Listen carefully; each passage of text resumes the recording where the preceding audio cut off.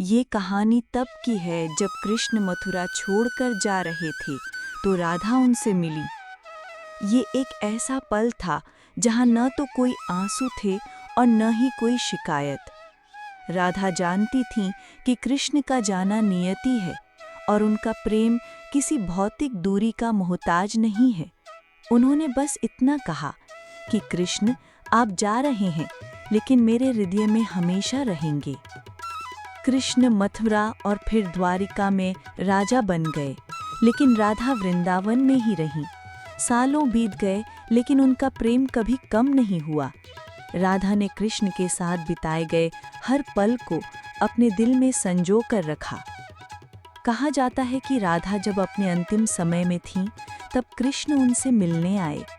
राधा एक टूटी हुई झोपड़ी में रहती थीं। कृष्ण ने जब उन्हें देखा तो उनकी आंखों में आंसू आ गए। उन्होंने राधा का हाथ थामा और पूछा कि राधे, तुम क्या मुझसे कुछ मांगोगी? राधा ने मुस्कुराकर कहा कि कृष्ण, मेरे पास सब कुछ है, मुझे बस इतना चाहिए कि आप अपनी बांसुरी बजाएं। कृष्ण ने अपनी बांसुरी निकाली और बजाने लगे। उस बांसुरी की धुन में उनका प्रेम, उनका दर्द और उनका वियोग सब कुछ था, जिसे सुनकर राधा का शरीर दिव्य रूप से कृष्ण में विलीन हो गया।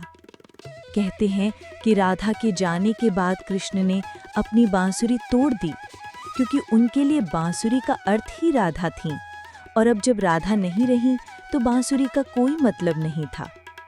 ये कहानी हमें बताती है कि सच्चा प्रेम केवल मिलन में नहीं होता, बल्कि विरह में भी जीवित रहता है। कृष्ण और राधा का प्रेम सिर्फ एक कहानी नहीं, बल्कि एक एहसास है जो हमें सिखाता है कि प्रेम की गहराई दूरी से नहीं, बल्कि हृदय की पवित्रता से मापी जाती है।